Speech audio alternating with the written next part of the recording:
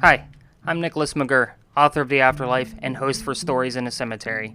You can find all my fiction works with themes of the afterlife on nicholasmcgurr.com. That's NicholasMcGirr.com.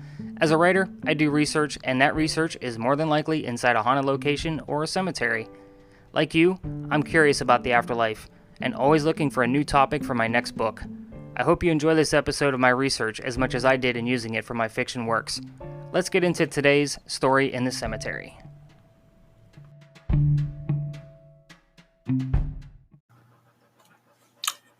Hey everybody, this is Nicholas McGurr, and I am the author of The Afterlife.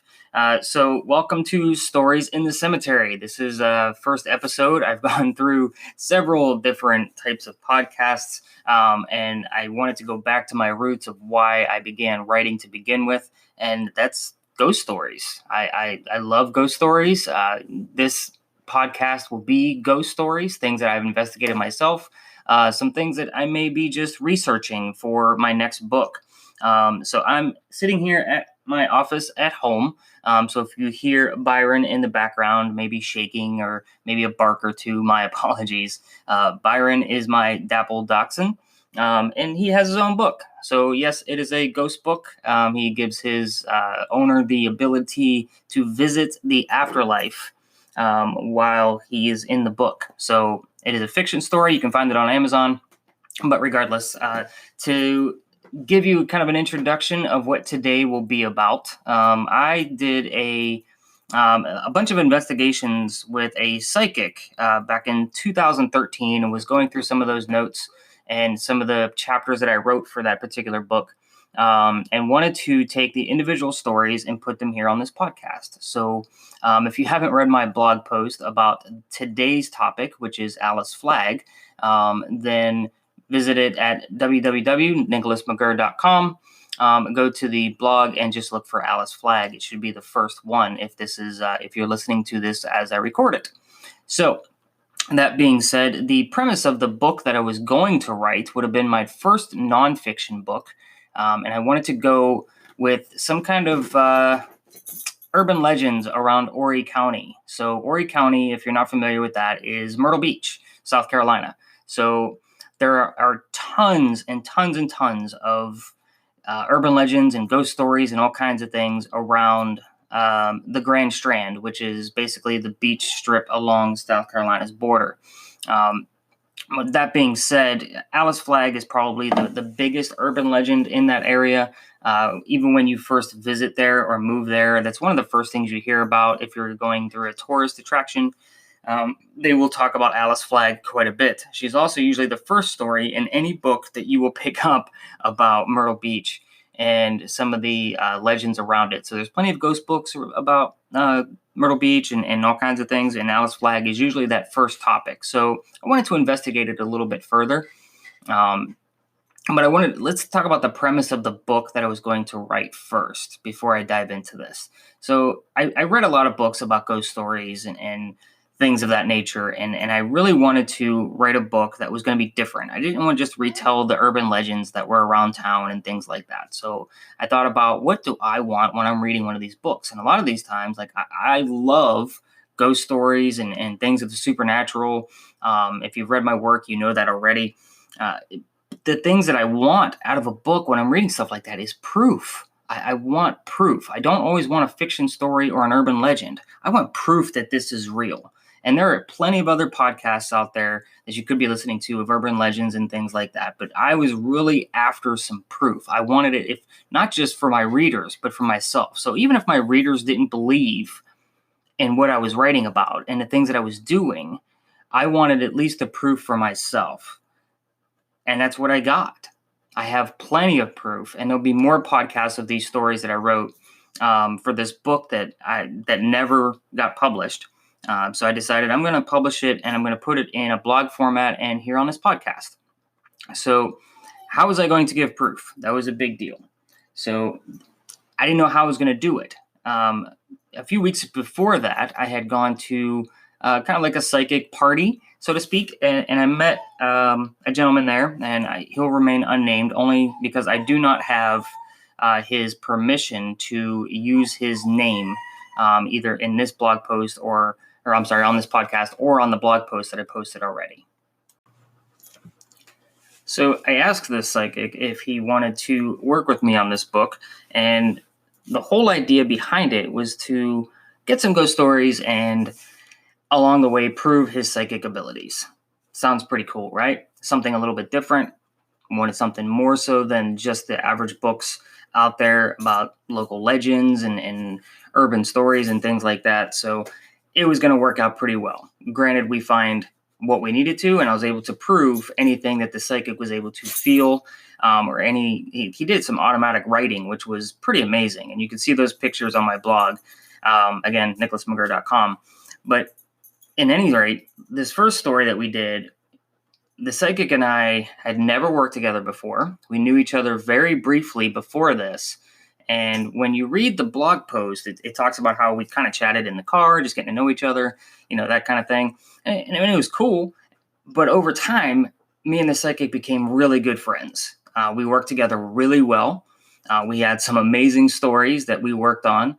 Granted, there was only 5. And the reason why this book was never published was, as I started researching more places to investigate, I was getting doors slammed in my face, emails being blocked, nasty emails saying, we don't want that kind of publicity here. So if you're listening to this, just know the psychic ability and ghost stories and the things that you believe in still aren't socially accepted. And I was hesitant to even start this podcast, but you know what? This is who I am. I love telling stories. I love darker things about ghosts and the paranormal and Ouija boards and all that kind of stuff. And I just can't hold it down anymore.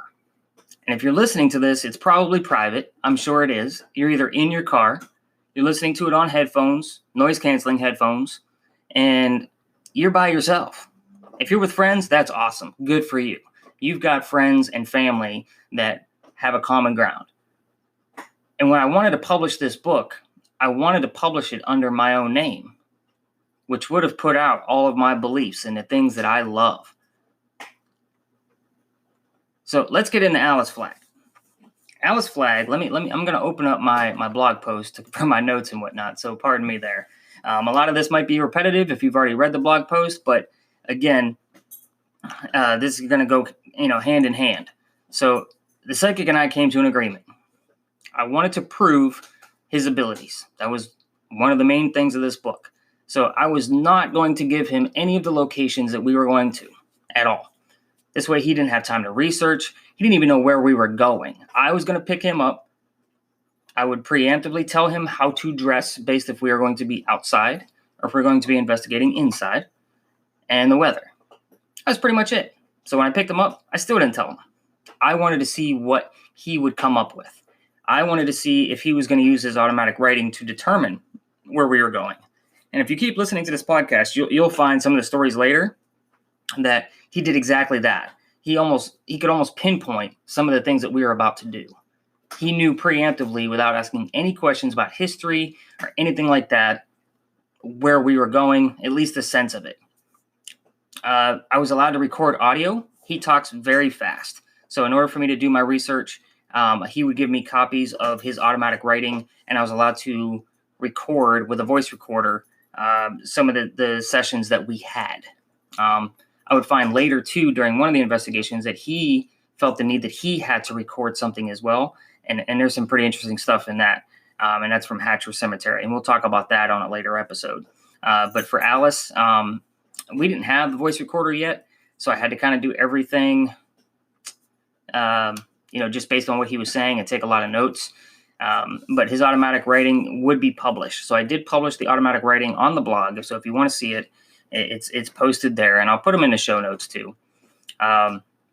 So sounds like it was a pretty good agreement. I wouldn't tell him anything.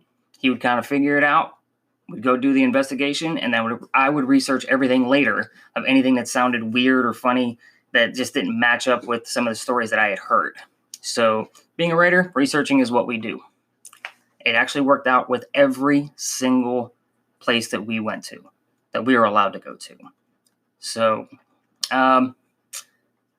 the story of Alice that I wrote was never published until now. I just put it up on the blog, and hopefully you get a chance to read it. I'm not going to read the whole thing here on today's podcast. I'll read some of the notes, but I will urge you to check out some of the pictures that we took and things like that. They were really cool stuff. But the story of Alice Flagg, and the legend goes, and it's very, very simple. And there's been at least, I think I put 100 in the blog post, but I'm sure there's close to that many different versions of what happened to Alice Flagg. So the gist of it goes something like this, and I'm going to read it verbatim from my blog. Alice, the daughter of a prominent family, fell in love with a turpentine salesman. So keep that in mind, folks. Turpentine is a big clue of what we'll find later. Her family, disapproving of the relationship, sent Alice away to college further inland of South Carolina. Before she left, her love gave her an engagement ring, which she wore around her neck as a necklace. While away at college, Alice fell ill and was brought back home. As she fell further ill, her father found the necklace with the ring and flung it into the ocean. Alice died before she could marry her beloved turpentine salesman. It's said that Alice haunts the Grand Strand looking for her necklace. So that's the gist. And you're going to read, if you look into this even further, a lot of stories that give you lots of details of where she was at and, where her homes are and a lot more detail. But the gist of the story is what I just read. So that being said, there's a lot going on around this. And with her family not really happy about the engagement that she was in, they moved her body from the grave and put it somewhere else, which is interesting in itself, because shameful things on a family name isn't so much a thing anymore, at least these days. But back in the times of Alice Flagg, this was a big deal. You could not shame the family. So Alice's known burial site is in All Saints Cemetery in Pawleys Island, and it's a slabstone, which means it's a big, 5-foot long piece of headstone with just the name Alice in it. Still isn't enough for me to believe that that's actually her. But when you go visit this, it's pretty open, and you'll find a bunch of coins and rings and all kinds of stuff on the gravestone. And of course, there's a big worn path around this headstone. It's not even a headstone, it's a slabstone. So when you go there, it's pretty obvious which slabstone is hers. It just has the name Alice, and it's just dirt all the way around it. So, of course, there's a legend. If you walk around this slabstone X amount of times, and every one of them is different. Some of them say 3, some say 6, some say a dozen. Whatever book you read, you could do it clockwise, counterclockwise, forwards, backwards. They all have a different way of doing it. So, of course, while I was there, I have to do it. It's part of the investigation. So I don't even remember which way I walked. I believe it's in the details of my story. But nothing happened. I left a quarter just for, part of the ritual, so to speak. And of course, nothing happened. But here's what I will tell you of what did happen. While I was there, I had another person there with me who will also remain unnamed, and the psychic. And we all three of us just went our own separate ways. And we just wanted to kind of explore the cemetery. And we found that the cemetery at All Saints is set up backwards from cemeteries I visited in the past. So normally, all of the older headstones are in the back. So when you enter, it's usually the newer headstones of the recently deceased. Normally, when you go into a regular cemetery. This one was set up in reverse. All of the older headstones were in the front. So I found that interesting. And then all of a sudden, I smelled flowers when I was around the family headstones of Alice. So her parents and her brothers and all that, they were kind of all grouped together. And as I'm over there, I smell flowers. But the psychic, he smelled something. He said putrid. Putrid. That was the word he used. And he said it was something that could be lit on fire, something flammable. And we didn't know about Alice's love being a turpentine salesman, but at the same time, Like, that's pretty crazy that we came up with that later. Like, he could not say that he smelled flowers in any way. Like, I had this pleasant smell of some type of flower that I couldn't put my finger on, and he's saying no, that's not what's in the air right now at all. Like, this is something, like, it's burning my nose almost. So that was a pretty big clue. So we had to look into that, and that's where we found the turpentine salesman bit. So the other things that happened during this was there were several locations that we had to visit. And that being said, I told you that Alice's body was moved, and it said that she was supposed to be buried at what they called it Old Gun Cemetery or Old Gun Church. And Old Gun Church is another name for Prince Frederick's Chapel, which was burned down. All that stands there now is the bell tower, which there's a whole other ghost story around the bell tower. But when I put Old Gun, because that's the only name that I knew, because I was new to Horry County, and that's what the locals were telling me, gun is spelled with two N's. So for some odd reason, my GPS, mind you, this was 2013, where we don't have the technology that we have now with this updated GPS and Google Maps and all that stuff. So Old Gun took us to a plantation, Mansfield Plantation. Mansfield Plantation is famous for several movies and things like that. Like, I can't think of them off the top of my head. But we got kind of an eerie feeling just going in there. And the psychic was kind of like, yeah, get us out of here. This is not a good place right now. This is not where we are supposed to be. And his automatic rating started there. So, again, check out the show notes. There will be pictures in there. And we left. And when we got to Old Gun, there's headstones. Like, it's all fenced off, and it's got barbed wire from people breaking in and all kinds of mess. But there are headstones in the back of this fenced-in yard that sits off of a dirt road, and you can't see them. Of course, those pictures are in the show notes, so check them out. But a lot of weird things like just happened there, and the psychic was getting different messages, and the term "fun as a front," and people were laughing at us because it was kind of like they knew we were supposed to be there, and we were checking things out for Alice, and we couldn't see Alice's headstone. At least from where we stood, but there were plenty of headstones that were facing the woods. And from no matter what angle I got my camera, there was no way that I could get pictures that would zoom in close enough to get a solid name on the headstones.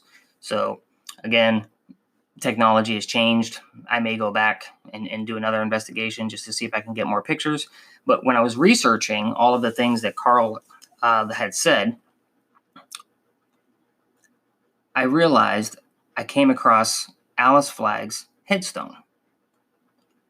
I'm staring at it, and I thought I saved it.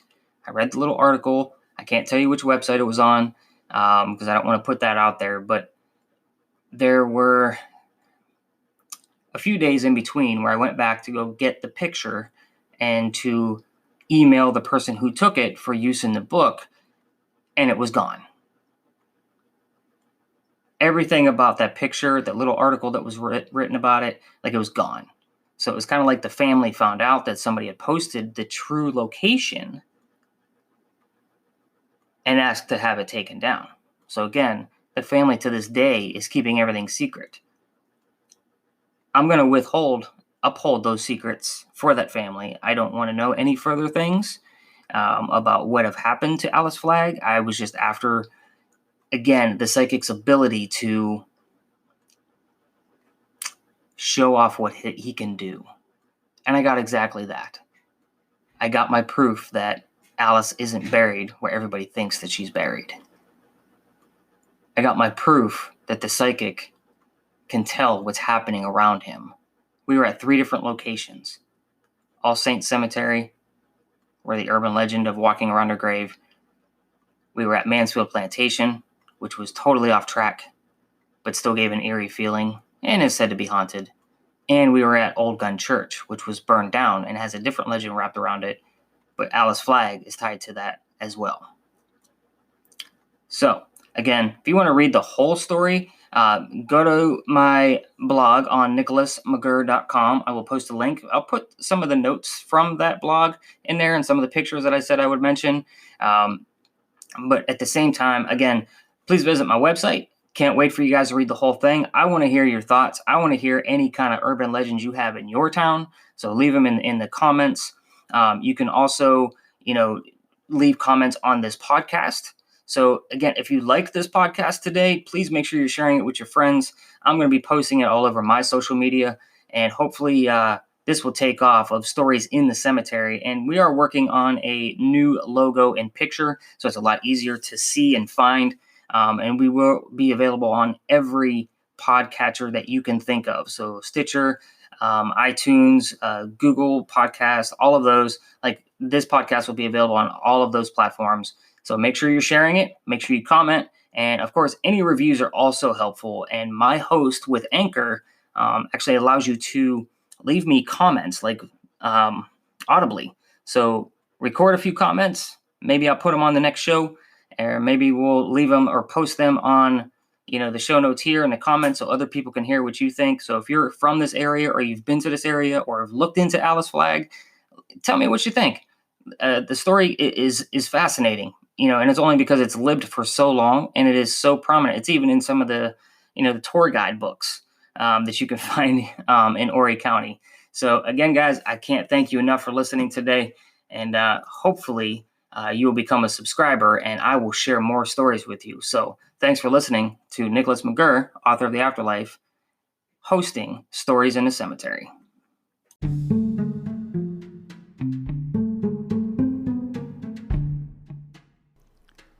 Thanks so much for listening to today's Story in the Cemetery. Be sure to check out the show notes with pictures and bonus audio sections on nicholasmcgurr.com. As you know, I'm a writer, and now you have another story that inspires me to write my fiction works. Be sure to share this episode on your social media, or leave me comments on the Stories in the Cemetery Facebook page. I'll see you next time with another Story in the Cemetery.